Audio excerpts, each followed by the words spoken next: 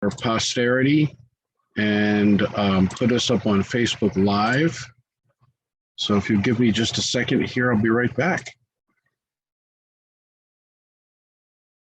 Hello, everyone. Good morning, Susan and Carol. Finally, to see your Yeah. face. Finally. Well, geez. Well, Beth told me I have a confession that it was going to be sound therapy. And then she said, no, that was last week. And she said resilience. And I said, well, I need that just as much as sound therapy. So I guess I'll go. Gotta have it. You know? So there. Hello, Miss Carol. In a Hi, yellow Susan. shirt. A How are yellow. you? I'm okay. Good. Oh. Judy and Betty. And managing, of course. How does your garden grow? Yes, exactly. Oh, are you ready? Can you guys even see? Can you see that pathetic? Wait, can you see that sunflower there? My cat ate all the leaves off of it. So it's in the process of, dying. Hi, Betty. Hey, Bet. Hey, everyone. My Italian tomatoes have blight. Oh, Oh. First year I've ever had blight. I've been consulting with Moira Rouse on what I should do. The next step is to try blanching them and see if removing the skins will take away all the little blighted spots to see if they're safe to eat. Will you then have to, you make a sauce out of them rather than Well, that's the idea. The Yeah. Italian tomatoes I'm intending to make sauce with. The Oh, other okay, ones, of the course. round course. ones I just eat. Yep. But the pear or plum, there's some kind of an heirloom that I got at the community harvest project. I just went out there, Beth. Did you do some picking or I washing worked on the vegetables? washing stations. This is Good. it's a nonprofit, right? Yes. Did you do it with RSVP? RSVP, and there were some drop-in people. It was a blast. This is Hey, a Betty. farm in North Grafton that all the food they grow goes to food banks and food pantries. So it's really awesome. We helped plant, Evans and I helped do some planting, but we haven't been back to do washing or picking yet. Washing was so fun. Yeah. You remember the Lucy show where she and Ethel were on the chocolate line? Yes. Oh my God. Yes, the best show. At times it was a little bit like that, and it was really fun. I thought you'd just be stationary, picking them up and putting them in water, but no, it's moving a belt past There's a machine, a conveyor belt machine that sprays a mist. I We had to feed it in. Yeah, I thought we'd be scrubbing it with a brush or something, but it's far more advanced than that. It was so fun. Who would have thought you could actually have be a participant in a Lucy show that was one of the best? That one, and I wasn't stuffing vegetables in my mouth or my blouse. So Vegemita vitamin, whatever that one Vegemita was. vitamin. Yeah. This is so good. And remember, just jiggle it a little open. I think that was Lucy too. Yeah. The best shows. I mean, you can't duplicate it, you know. We're gonna begin our time together with a little music, and then we're gonna jump right in. Settle down.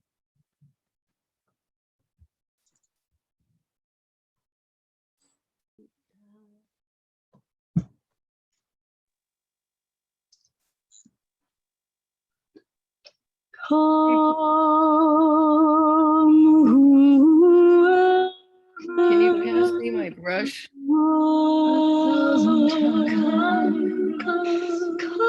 Whoever you are.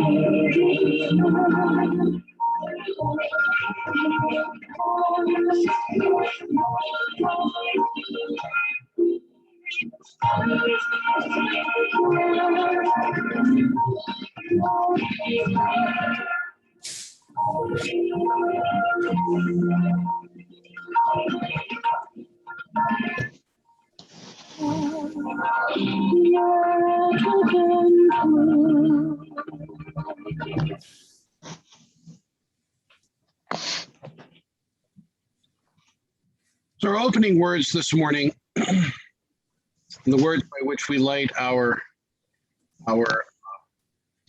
and I wish Cheryl was here, she's on her phone, show us the way to light our virtual chalice.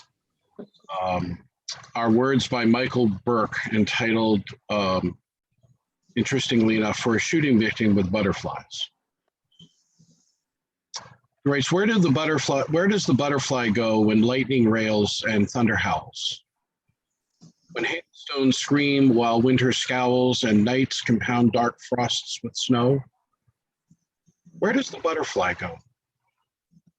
Where does the rose hide its bloom when night descends oblique and chill beyond the capacity of moonlight to fill? When the only leaf the banked flares glow? Where does the butterfly go?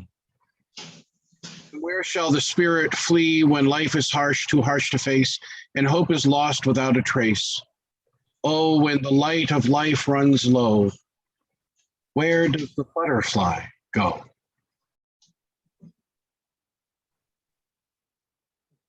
Beloved, welcome to the Unitarian Universalist Church of Worcester on this summer Sunday morning. We're delighted that you joined us. We're sorry that we have moved online. We thought it was the safest bet going into the weekend, not knowing when the various rain and wind would arrive from Hurricane Henri. I hope that you are safely ensconced in the places of your own abode and that you've quiet everything down and that you are settling in to wait out the storm. I thought it might be interesting for us to hear about the idea of resilience, given the fact that we are in the midst of a major storm.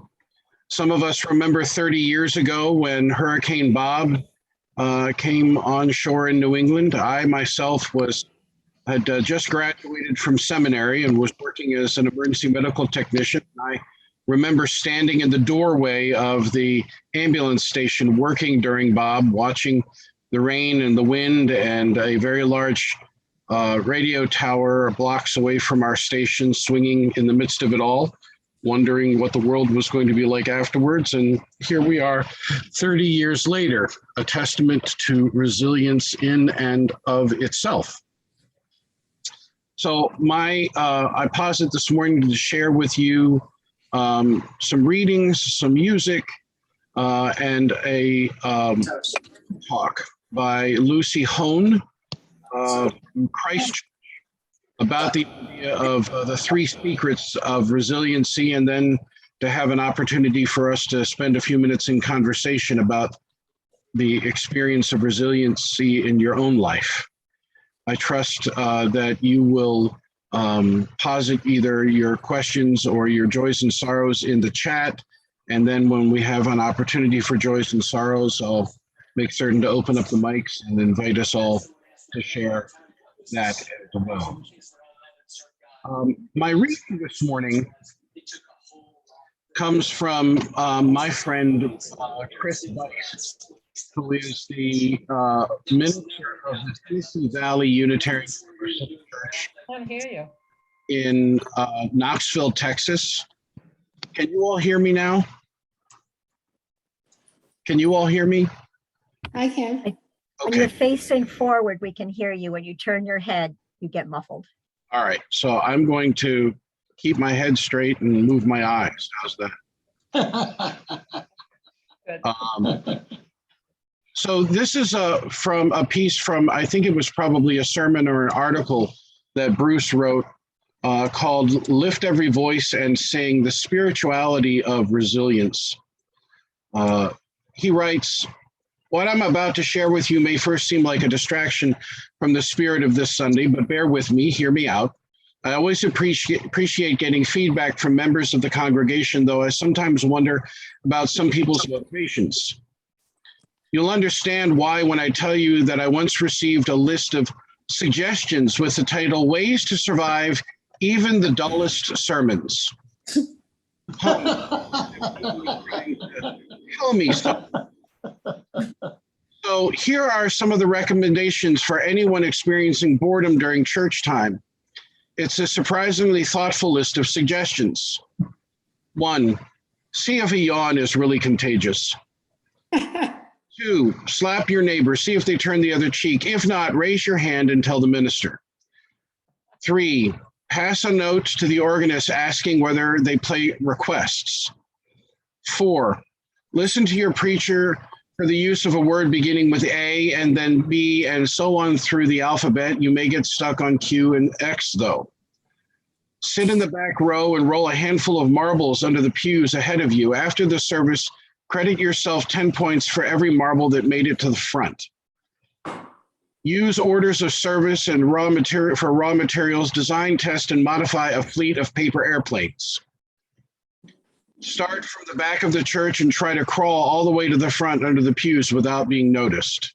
Buy unobtrusively drawing your arms up into your sleeves and then turn around.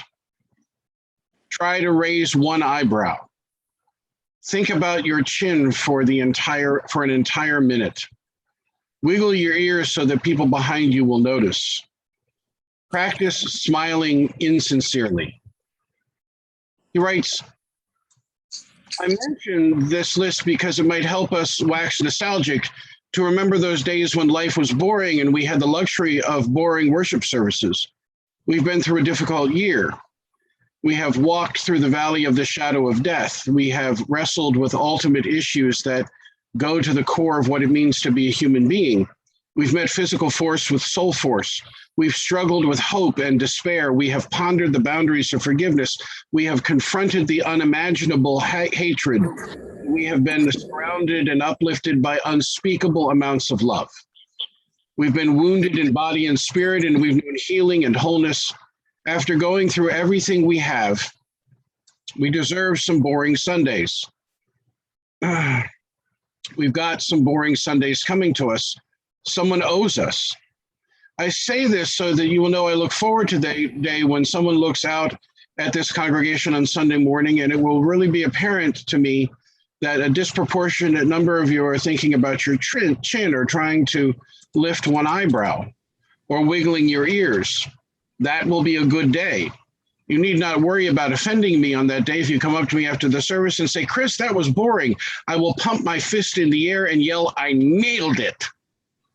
I will take it as a good sign that we are moving back toward the closest approximation we may ever have to a normal life.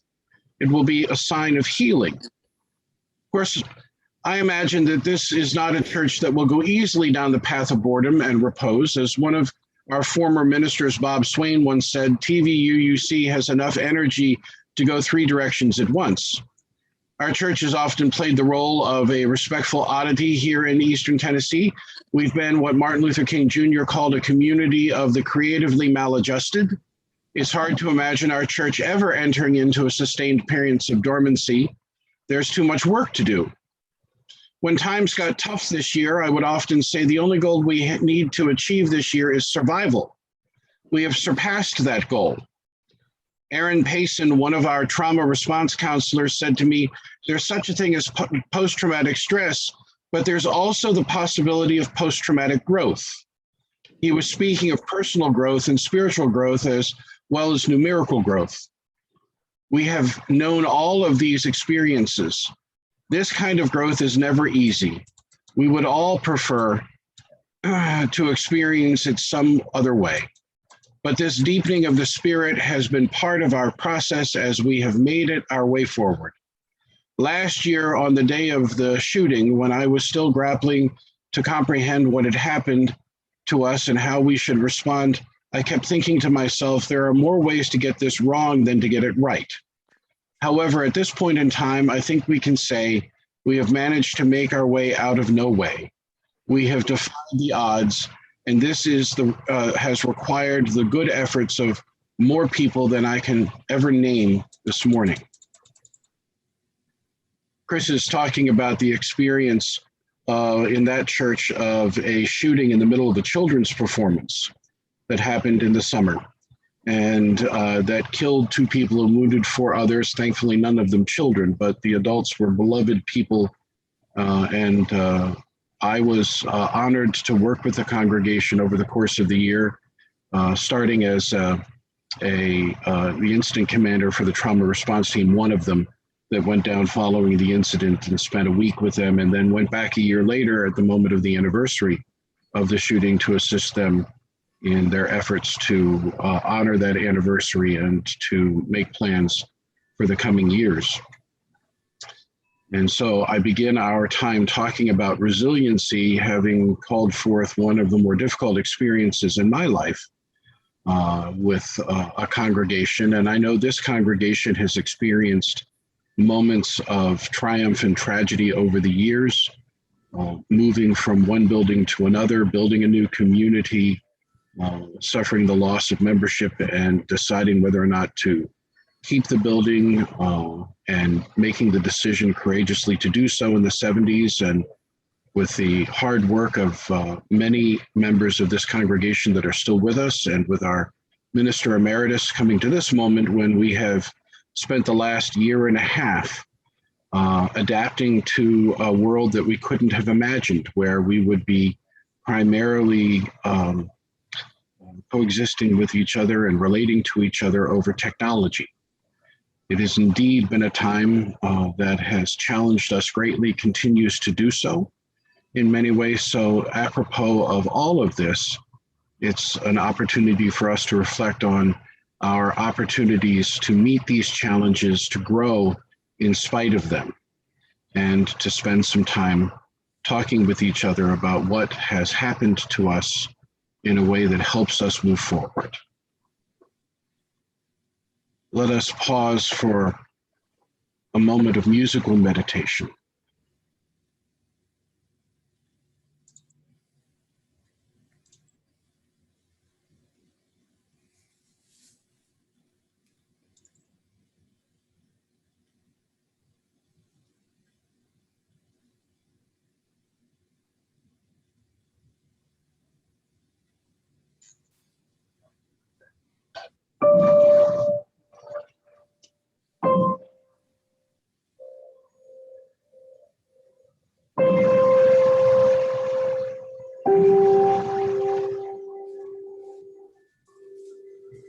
Oh, what a beautiful kitty.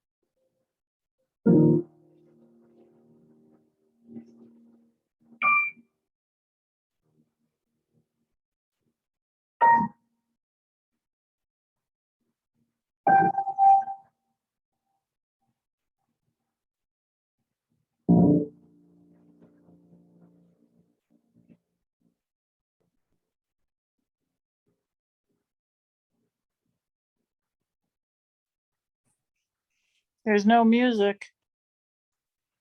There was no music at all? No, it went out. Okay. Well, it ended, so it may have been that it just faded. My apologies. There we go. Let me take myself off of Spotlight here and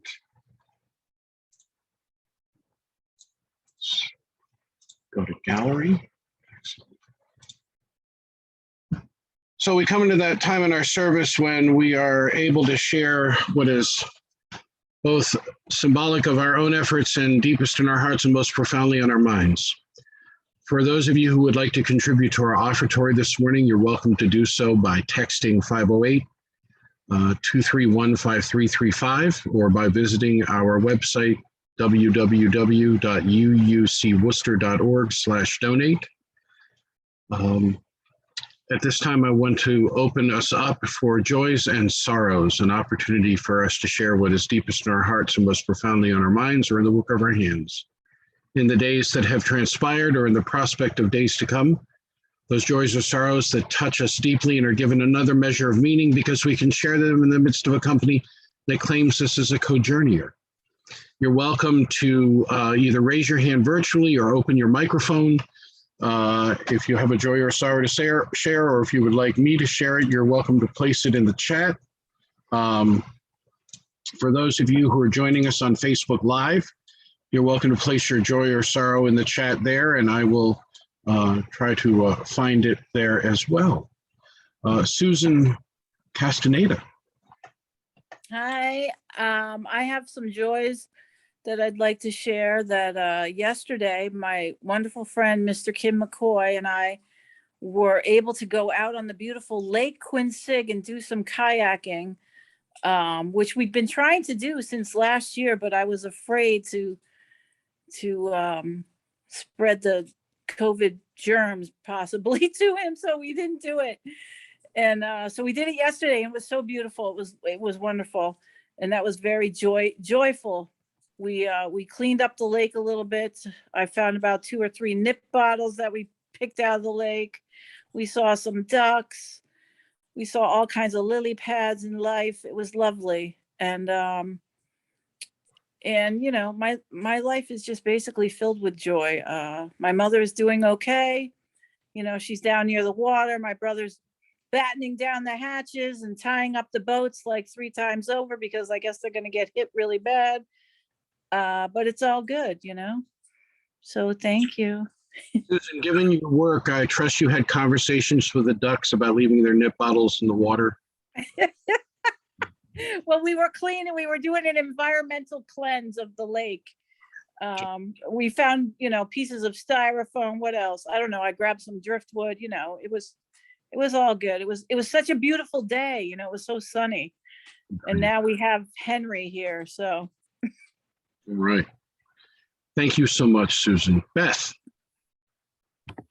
Good morning. It is a joy to see everybody here. I do need resilience, so this is really well timed. So I hate seeing bad news on Facebook, but at least it was a way to learn of deaths that touched people that are close to me. One was Dave Bono, if people don't know, that he lost his brother in the past week. And also Mary Paradiso lost her husband, Jay. Mary Paradiso and I were mentors together. I believe it was when I was mentoring Maya Selko, and she was mentoring the daughter of John and his wife, Kate, who, that was, anyway.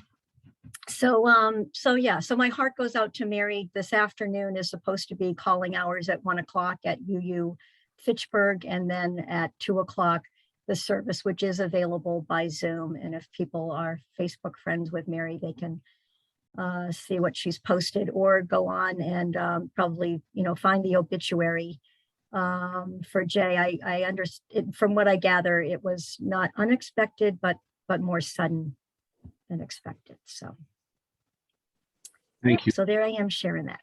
Thank you for sharing that with us this morning, Beth. Peg. Hi, it was fun for me to hear Susan talk about Lake Quinsigamon, because that gave me a segue into next Sunday. Our service actually will be at Quinsigamon State Park, Rosetta Point, at 10 o'clock. And kayaks will be available. They provide the paddles, they provide the life jackets. Just come, bring a lunch. We'll have grills going. If you want to grill something, bring something to share. We'll be the beach. There's a sandy beach with lifeguards, and hopefully, thank heavens, the hurricane didn't come next Sunday. And plan to spend the day after church. And Sherry has some games planned for kids, sand castings and scavenger hunts, and it should be a really fun day. So I hope you all come. Parking's only $8, and we've got the number one, I'm trying to think what it's called, but it's an enclosure. And we're the closest ones to the bathroom, closest to the beach. So bring your family and have a wonderful time. Thank you. And thank you for all your hard work about next week. So the half of us that are staying locally will be at the beach at Lake Quinsigamon. The other half will be at the beach at Ferry Beach, and we'll come back the next Sunday and share our experiences, which will be wonderful. Mara. I have good news from my surgeon, Dr. Darren, who I saw Friday. I can put some weight on my leg. And the thing that touched me more was he spent a long time talking about, why did my leg break? And he feels that he broke it during the hip replacement surgery. He says there's no other explanation for it. So he took responsibility. He did case conferences on me. He consulted with other people. It just felt so right. And he's going to change his practice going forward in terms of how he replaces the hips of people who have osteoporosis. So it was good news to me. It didn't make my leg stop being broken, but it sort of answered a question. Thanks. That's great, Mara. Thank you for sharing that, and swift and abundant healing to you. Thank you. Jessie.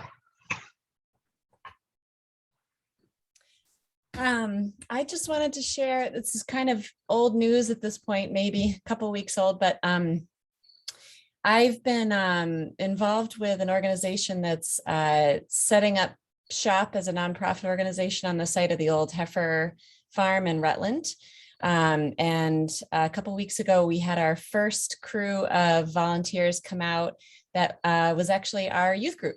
Came out and did some weeding and watering and harvesting, and we gathered a huge, huge by our standards, we're very small scale right now, donation of greens and squash that went to the Rutland Council on Aging, and apparently went like wildfire when people came to pick up donations of fresh veggies. So it was kind of a symbolic first gathering of volunteers, but it was a beautiful afternoon and they were wonderful kids, and it was just a great time. So that was my joy. Thank you so much. Online, we have Cheryl Lachey, who's joined us with her husband by phone. They're on their way back from the mountains. They said the joy is having broken camp in Vermont and headed home. My concern is that we're headed home early before we hope the storm. Prayers for safe travels for all. And Johanna Spencer writes, fellow yous who haven't seen, hello to fellow yous I haven't seen for such a long time. Blessings and safe passage through the hurricane and beyond into fall. May all be well and filled with kindness and love. Let us be in the spirit of prayer and meditation.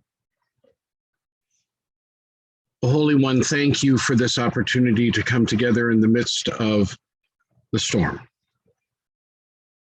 reminding us that we are connected deeply with each other, that we are not alone, and that we can thrive and survive beyond that which currently both plagues us and causes us great concern. Help us be mindful this day of those who mourn the loss of loved ones, and celebrate with us the return of health and wholeness to those who have been infirmed. Help us also to celebrate the life we have together with the many ways that we can serve each other and to be with each other in joy and in sadness. In the coming days, may we be mindful of our deep connections to you and to each other. And let us reach out in those moments of need, and let us offer that which is deepest in ourselves to help heal a bruised and hurting world. For all that is true, right, real, and good this day, we give great and abiding thanks. Amen, and blessed be. So I want to share my screen, and I want to share with you I think it's about a 12-minute, 13-minute, actually looks like it's a 16-minute. It may be shorter than that because I've cut out the beginning. This is a talk by Lucy Hone, who is a social scientist who has become an expert in the topic of resilience. And I'll let you hear her story and what she has to offer in terms of the 3 secrets of resilient people.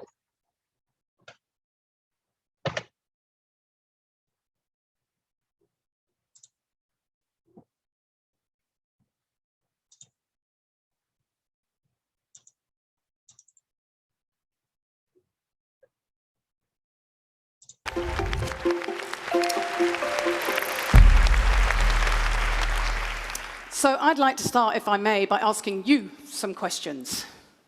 If you've ever lost someone you truly love, ever had your heart broken, ever struggled through an acrimonious divorce, or been the victim of infidelity, please stand up. If standing up isn't accessible to you, you can put your hand up. Please stay standing and keep your hand up there. If you've ever lived through a natural disaster, been bullied or been made redundant, stand on up. If you've ever had a miscarriage, if you've ever had an abortion or struggled through infertility, please stand up. Finally, if you or anyone you love has had to cope with mental illness, dementia, some form of physical impairment, or cope with suicide, please stand up. Look around you. Adversity doesn't discriminate. If you are alive, you are going to have to, or you've already had to, deal with some tough times. Thank you, everyone. Take a seat. I started studying resilience research a decade ago, at the University of Pennsylvania in Philadelphia. It was an amazing time to be there because the professors who trained me had just picked up the contract to train all 1.1 million American soldiers to be as mentally fit as they always have been physically fit. As you can imagine, you don't get a much more skeptical, discerning audience than the American drill sergeants returning from Afghanistan. So for someone like me, whose main quest in life is trying to work out how we take the best of scientific findings out of academia and bring them to people in their everyday lives, it was a pretty inspiring place to be. I finished my studies in America, and I returned home here to Christchurch to start my doctoral research. I'd just begun that study when the Christchurch earthquakes hit. So I put my research on hold, and I started working with my home community to help them through that terrible post-quake period. I work with all sorts of organizations, from government departments to building companies and all sorts of community groups, teaching them the ways of thinking and acting that we know boost resilience. I thought that was my calling, my moment to put all of that research to good use. But sadly, I was wrong. For my own true test came in 2014, on Queen's birthday weekend. We and 2 other families had decided to go down to Lake Ohau and bike the Alps to Ocean. At the last minute, my beautiful 12-year-old daughter, Abby, decided to hop in the car with her best friend, Ella, also 12, and Ella's mum, Sally, a dear, dear friend of mine. On the way down, as they travelled through Rakaia on Thompson's track, a car sped through a stop sign, crashing into them and killing all 3 of them instantly.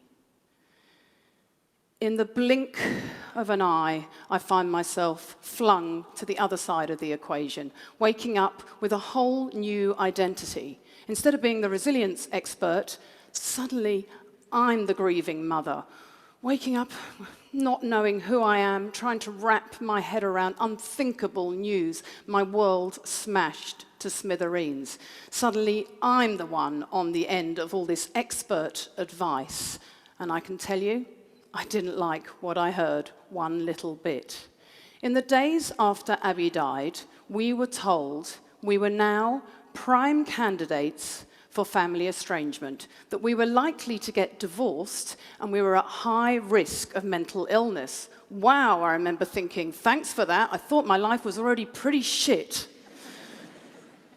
Leaflets describe the 5 stages of grief: anger, bargaining, denial, depression, acceptance. Victim support arrived at our door and told us that we could expect to write off the next 5 years to grief. I know the leaflets and the resources meant well, but in all of that advice, they left us feeling like victims, totally overwhelmed by the journey ahead and powerless to exert any influence over our grieving whatsoever. I didn't need to be told how bad things were. Believe me, I already knew things were truly terrible. What I needed most was hope. I needed a journey through all that anguish, pain, and longing. Most of all, I wanted to be an active participant in my grief process.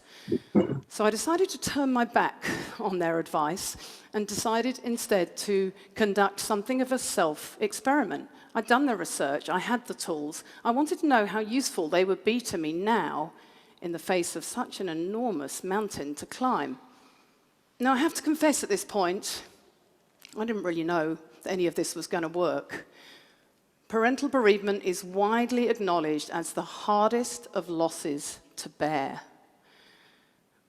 But I can tell you now, 5 years on, what I already knew from the research, that you can rise up from adversity, that there are strategies that work, that it is utterly possible to make yourself think and act in certain ways that help you navigate tough times. There is a monumental body of research on how to do this stuff. Today, I'm just going to share with you 3 strategies. These are my go-to strategies that I relied upon and saved me in my darkest days. They're 3 strategies that underpin all of my work, and they're pretty readily available to us all. Anyone can learn them. You can learn them right here today. So number 1, resilient people get that shit happens. They know that suffering is part of life. This doesn't mean they actually welcome it in. They're not actually delusional. Just that when the tough times come, they seem to know that suffering is part of every human existence. And knowing this stops you from feeling discriminated against when the tough times come. Never once did I find myself thinking, why me? In fact, I remember thinking, why not me? Terrible things happen to you just like they do everybody else. That's your life now, time to sink or swim. The real tragedy is that not enough of us seem to know this any longer. We seem to live in an age where we're entitled to a perfect life, where shiny, happy photos on Instagram are the norm, when actually, as you all demonstrated at the start of my talk, the very opposite is true. Number 2, resilient people are really good at choosing carefully where they select their attention. They have a habit of realistically appraising situations and typically managing to focus on the things that they can change and somehow accept the things that they can't. This is a vital, learnable skill for resilience. As humans, we are really good at noticing threats and weaknesses. We are hardwired for that negative. We're really, really good at noticing them. Negative emotions stick to us like Velcro, whereas positive emotions and experiences seem to bounce off like Teflon. Being wired in this way is actually really good for us and served us well from an evolutionary perspective. So imagine for a moment I'm a cave woman and I'm coming out of my cave in the morning, and there's a saber-toothed tiger on one side and a beautiful rainbow on the other. It kind of pays for my survival for me to notice this tiger. The problem is, we now live in an era where we are constantly bombarded by threats all day long. And our poor brains treat every single one of those threats as though they were a tiger.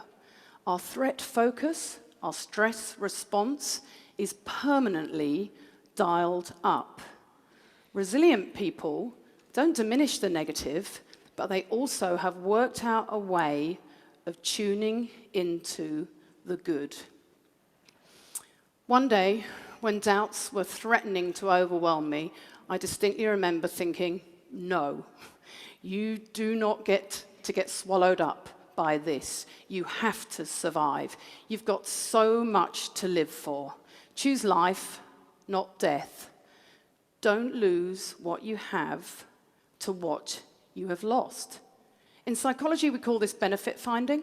In my brave new world, it involved trying to find things to be grateful for.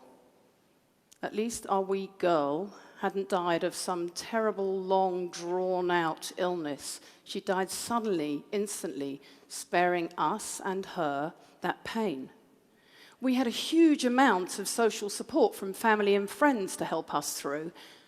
And most of all, we still had 2 beautiful boys to live for who needed us now and deserved to have as normal a life as we could possibly give them. Being able to switch the focus of your attention to also include the good has been shown by science to be a really powerful strategy. So in 2005, Marty Seligman and colleagues conducted an experiment, and all they asked people to do was think of 3 good things that had happened to them each day. What they found over the 6 months course of this study was that those people showed higher levels of gratitude, higher levels of happiness, and less depression over the course of the 6-month study. When you're going through grief, you might need a reminder, or you might need permission to feel grateful. In our kitchen, we've got a bright pink neon poster that reminds us to accept the good. In the American Army, they framed it a little bit differently. They talked to the army about hunting the good stuff. Find the language that works for you, but whatever you do, make an intentional, deliberate, ongoing effort to tune into what's good in your world. Number 3, resilient people ask themselves, is what I'm doing helping or harming me? This is a question that's used a lot in good therapy. And boy, is it powerful. This was my go-to question in the days after the girls died. I would ask it again and again. Should I go to the trial and see the driver? Would that help me, or would it harm me? Well, that was a no-brainer for me. I chose to stay away. But Trevor, my husband, decided to meet with the driver at a later time. Late at night, I'd find myself sometimes poring over old photos of Abby, getting more and more upset. I'd ask myself, really? Is this helping you, or is it harming you? Put away the photos. Go to bed for the night. Be kind to yourself. This question can be applied to so many different contexts. Is the way I'm thinking and acting helping or harming you in your bid to get that promotion, to pass that exam, to recover from a heart attack? So many different ways. I write a lot about resilience, and over the years, this one strategy has prompted more positive feedback than any other. I get scores of letters and emails and things from all over the place of people saying what a huge impact it's had on their lives. Whether it is forgiving family, ancient transgressions, arguments from Christmases past, or whether it is just trawling through social media, whether it is asking yourself whether you really need that extra glass of wine, asking yourself whether what you're doing, the way you're thinking, the way you're acting is helping or harming you, puts you back in the driver's seat. It gives you some control over your decision making. 3 strategies, pretty simple. They're readily available to us all, anytime, anywhere. They don't require rocket science. Resilience isn't some fixed trait. It's not elusive that some people have and some people don't. It actually requires very ordinary processes, just the willingness to give them a go. I think we all have moments in life where our life path splits and the journey we thought we were going down takes some terrible, veers off to some terrible direction that we never anticipated and we certainly didn't want. It happened to me. It was awful beyond imagining. If you ever find yourselves in a situation where you think, there's no way I'm coming back from this, I urge you to lean into these strategies and think again. I won't pretend that thinking this way is easy, and it doesn't remove all the pain. But if I've learned anything over the last 5 years, it is that thinking this way really does help. More than anything, it has shown me that it is possible to live and grieve at the same time. And for that, I will be always grateful. Thank you. Thank you.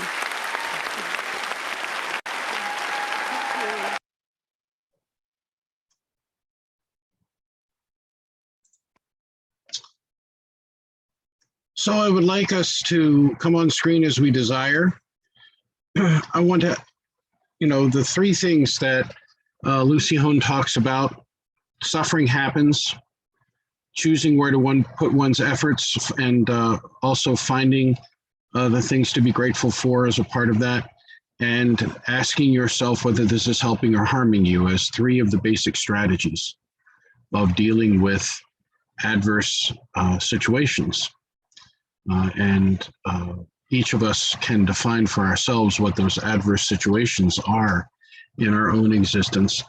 I want to ask you whether or not you have recognized those three strategies in your own lives, and if you have other strategies that you employ. I would add a fourth, and that is don't try to go it alone. I think that was implicit in what she was talking about, that deeply connecting with friends, family, a community, a faith community, other kinds of community is powerfully important. That when we go through very difficult experiences and we isolate, often that actually drives us deeper and deeper into some of those dynamics of stress and trauma that can be harmful in the long run. That doesn't mean that for those of you who are introverts, having alone time isn't important.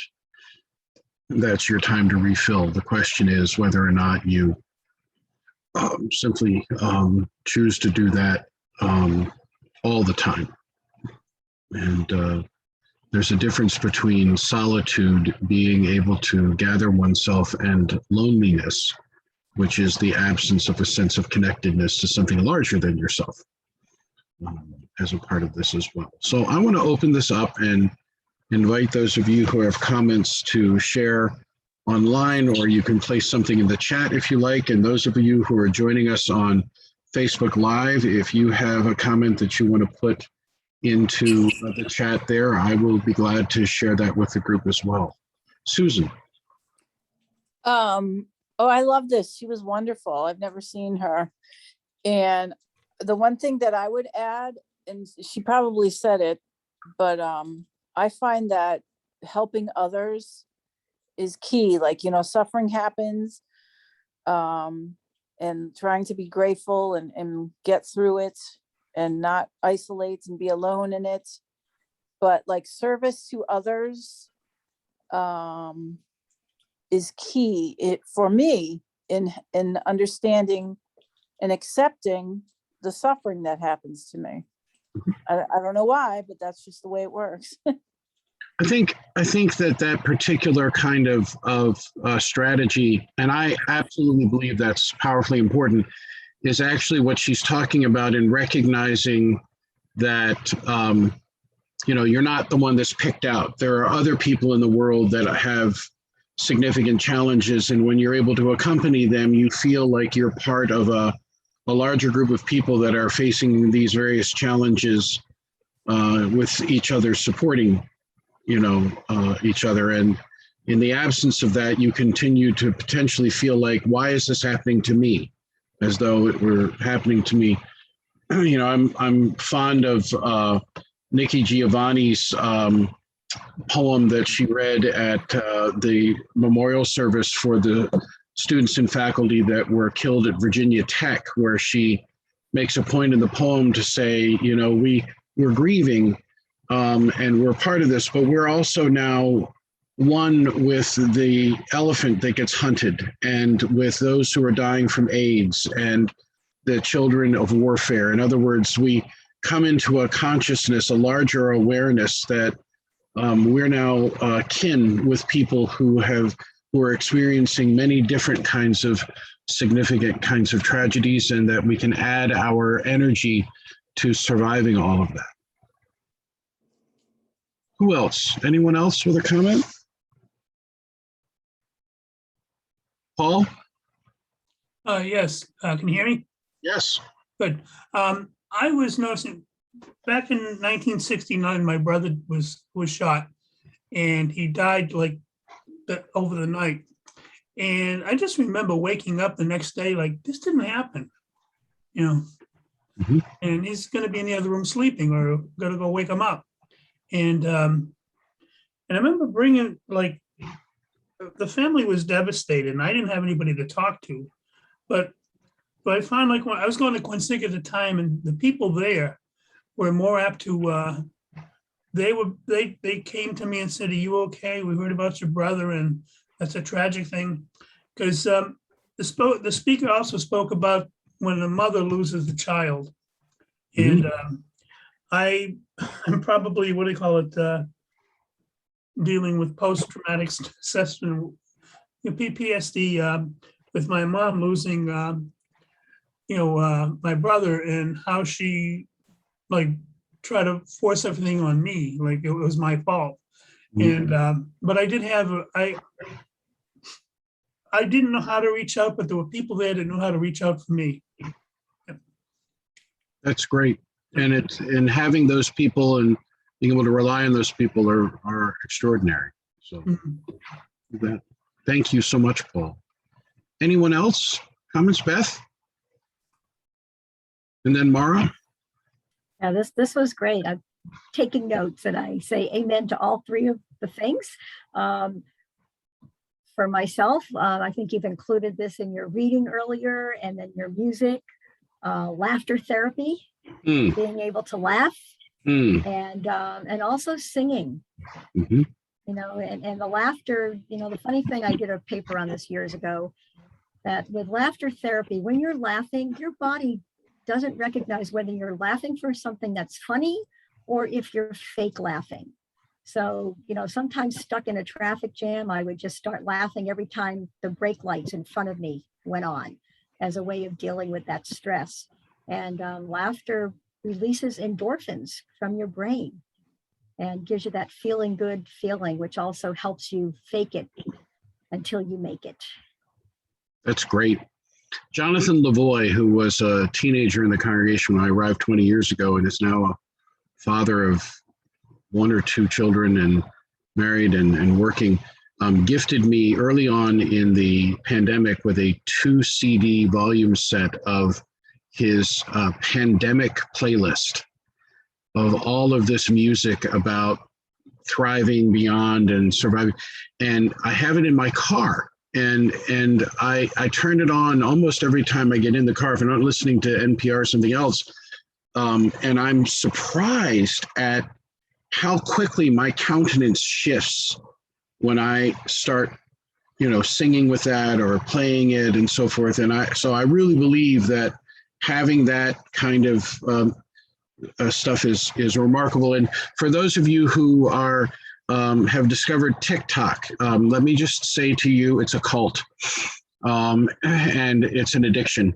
And my wife and my daughter have it, and my for me, I started, and what I'll get is I'll get these messages from one or both of them where they will say, push this, and it will be some cute video of a puppy doing something and so forth. And what I've discovered over time is that little 15-second break, when done strategically, actually has helped my mental health a great deal in terms of just not getting so focused on things that I forget that there are these moments of beauty and laughter and so forth around me. So I encourage that as well.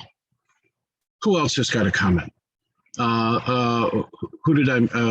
Mara, where's Mara? There she is. 2 things. In addition to what Beth said about laughing, crying is really useful. You know, if something really bad has happened and you feel like crying, let it go. It's what people do. People cry. And the other thing is, if there are things that you know that you used to enjoy doing, do them. If you liked walking in the woods, go walking in the woods, even if the grief is not letting you enjoy it right now. Do something that theoretically is a fun thing to do. Or ski down a mountain as fast as Peg Daly. Just saying, right? Okay. Johanna Spencer says on Facebook, mindfulness and self-compassionate, self-kindness are great supportive tools to use as the steps she describes. We need to turn our thoughts to be very self-aware, to shift out of the negative thought, fear, worry, sadness to the positive. So agree with Lucy's suggestions. And Johanna is a very, very fine therapist in our congregation. And so much to learn from her over time as well. Others? I think Jessie has her hand up. Jessie. I guess I really liked the video, and in my work, I do a lot working with educators, early educators, on building resilience skills for young children. And there was some really great reminders for me in that talk about how these skills start in childhood and serve us through our adulthood. And I really like the idea to list three good things every day. We've been trying to play a game with the kids at dinner when we remember, where we call it playing grateful. We say, let's play grateful, and we try to identify one thing we're grateful about every day. But I like the idea of mixing it up a little bit, and even just more broadly, just saying three things that were good. And to your point about kind of looking back at the pandemic, and I've found myself actually, as things kind of do return to normal, in some ways looking back at experiences that we had as a family during the really scary parts of the pandemic that I actually kind of miss and kind of feel nostalgic about, like the amount of family time that we had, or the sort of lack of busyness in certain parts of our lives. And it's kind of a reminder to kind of stop and notice when things are good in unexpected ways, and be thankful for those things. Absolutely. Absolutely. And starting early, at our dinner table growing up, it was, what did you learn today? It was, I don't know if many of you remember the Harvard hugging professor Leo Buscaglia, who wrote the book, very popular book, The Fall of Freddie the Leaf. But he was the one who grew up in his household where all of the children went running to the dictionary just prior to dinner so they could answer the question, what did you learn today?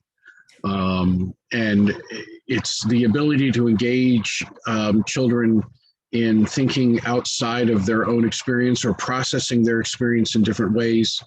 And we as a community can do that, and often do that with our own children, by inviting them to be part of the worship experience, by following their lead when they have a particular passion. I'm thinking in particular here of Jesse's children and composting, and how the children decided this was something we as a community needed to try to get into. And, unfortunately, we began it just as we exited the building for the pandemic, but we have two very wonderful composting bins that are waiting for our return. And I anticipate that picking up. And it reminds us that we when you think about what is it I can do, what can I accomplish? Well, maybe I can't solve climate change, but I can encourage my community to act differently. That's extraordinary. And to think that you can be in a position where people feel as children, they feel like the community actually listened to them, worked with them.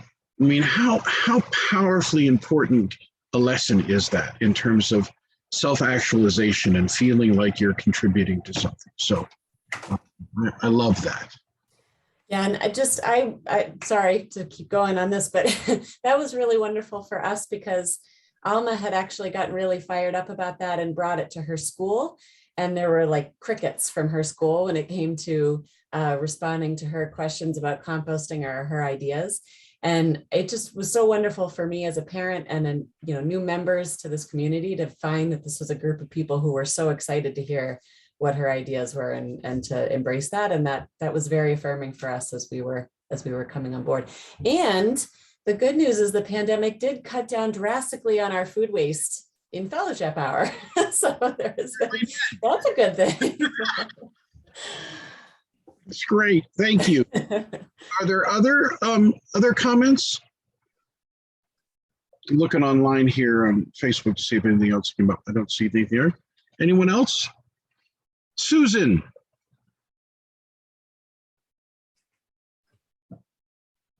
So all of these things are so great because with my MS increasing, I broke this stupid arm, and it's been really hard for me to keep thinking of what is positive, instead of all the things that I can't do.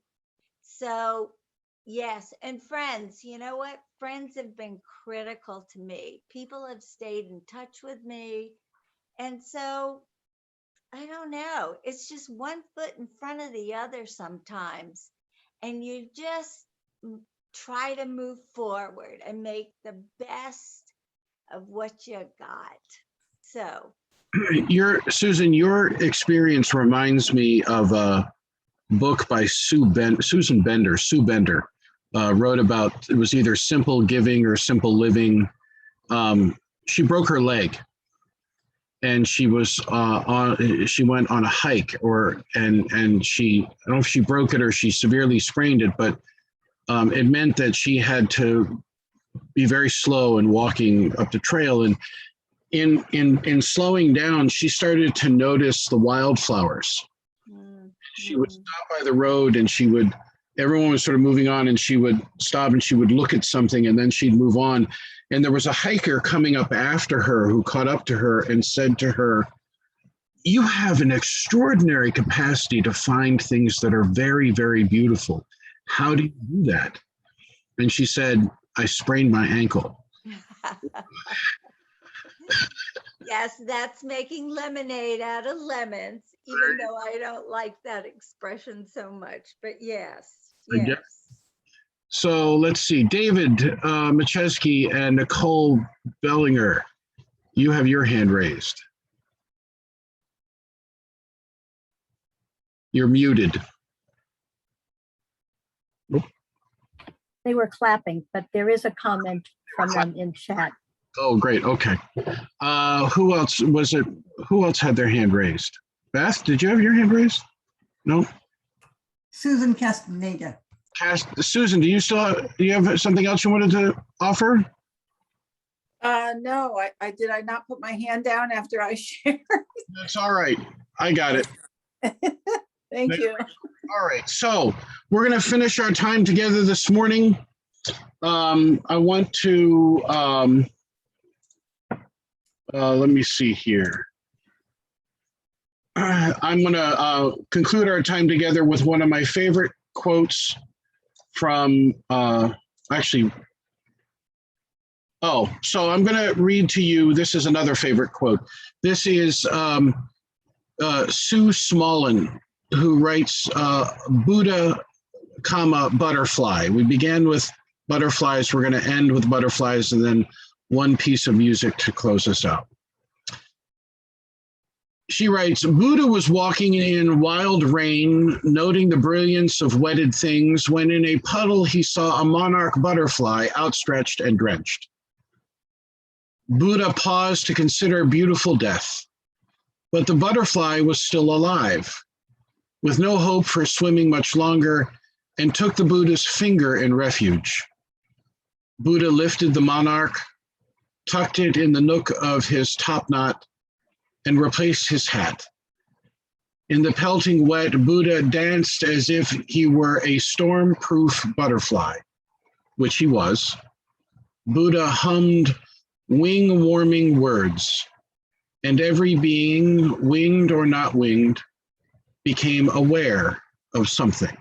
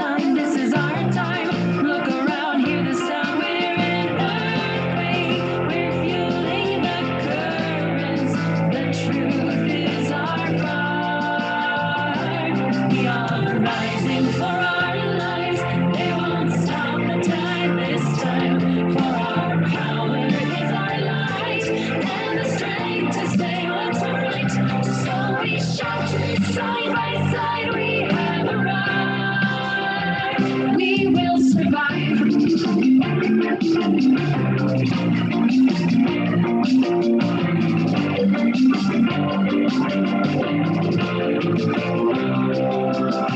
One, two, three, four, five, six, seven, eight. All plot, no hate, wanna turn away. Long halls, build walls, and not bridges. Tomorrow's too late. See the beat on the street, cause we're here to say, not a pulse, there's a shot. It's the moment. That breath that's been silenced now knows what to say. We are rising for our lives. They want to stop the time. It's time for our power is our light. And the strength to say what's right. So we shout, side by side, we have arrived. We will survive. We will survive. We will survive. We will survive. We will survive. We will survive.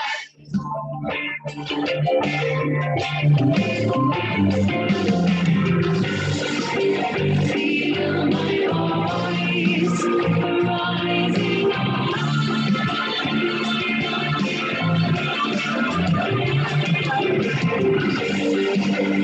in this world. Find what we know.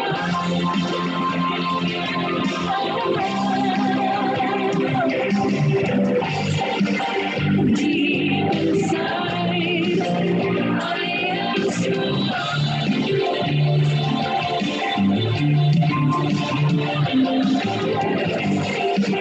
Hear me say, our soul.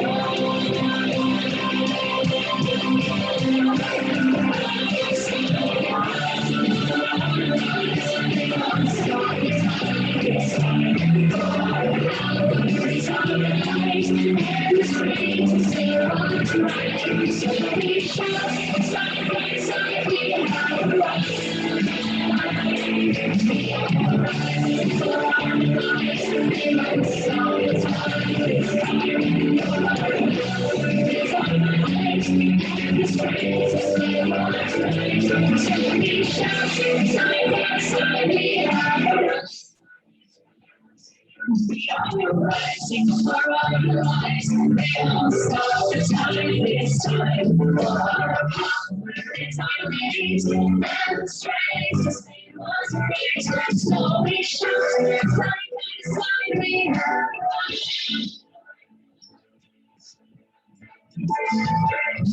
we'll survive. We will survive. We'll survive. We will survive. We will survive. We will survive. We will survive. We will survive.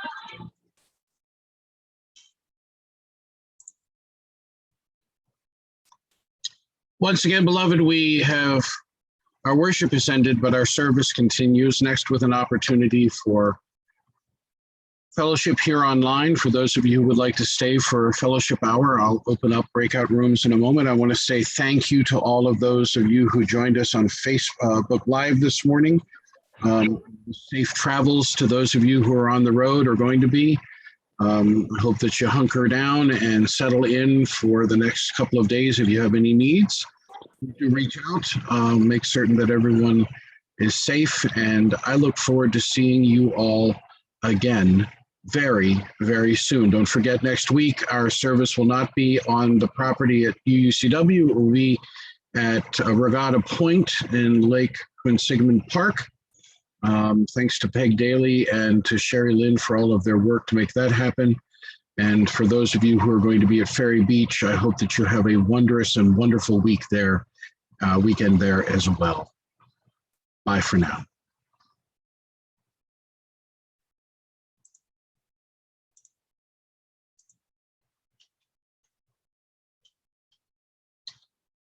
All right, we will open up. Let's see.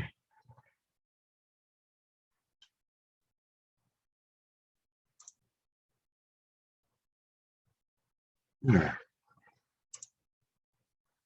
Open up a couple of rooms, and there we go. Good morning.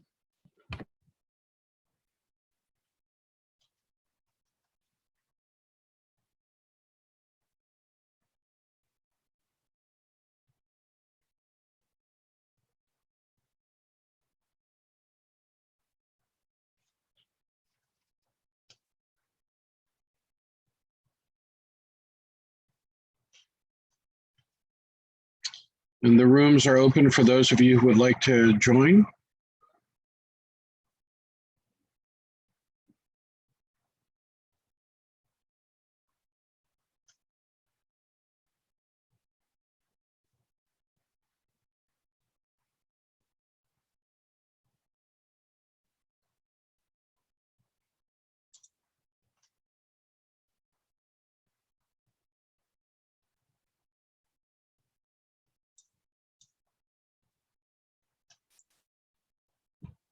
Sean and Jack, I hope you have a wonderful week.